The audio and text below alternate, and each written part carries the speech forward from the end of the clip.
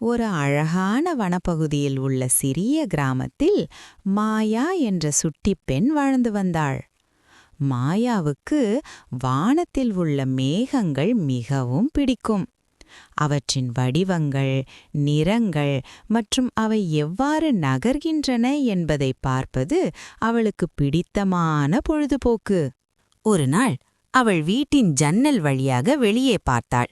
அப்போது வானத்தில் ஒரு மேகம் வேகமாக நீந்திச் செல்வதை பார்த்தாள். அது ஒரு ஆமையின் வடிவத்தில் இருந்தது. மாயாவுக்கு ஆச்சரியமாக இருந்தது. அவள் உடனடியாக வெளியே ஓடினாள். மேகமாமையை பின்தொடர ஆரம்பித்தாள். மேகமாமை ஒரு மரத்தின் மேல் பறந்து சென்றது. அந்த மரத்தில் ஒரு பறவை கூடு கட்டியிருந்தது. மாயா மேகமாமைக்கு விடை பெறும்படி கையசைத்தாள். மேகமாமை பறந்து சென்றபோது அது ஒரு அழகான மரமாக மாறியது. மரத்தின் உச்சியில் ஒரு பளபளக்கும் ஆந்தை அமர்ந்திருந்தது. மாயாவுக்கு மகிழ்ச்சியாக இருந்தது. ஏனெனில் மேகங்கள் வெவ்வேறு வடிவங்களை எடுக்க முடியும் என்று அவள் கண்டறிந்தாள்.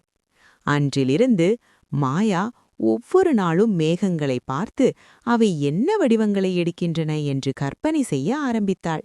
அது ஒரு ஆமையோ, மரமோ அல்லது வேறு ஏதேனும் ஒரு புதிய வடிவமோ அவள் கற்பனைக்கு எல்லையே இல்லை.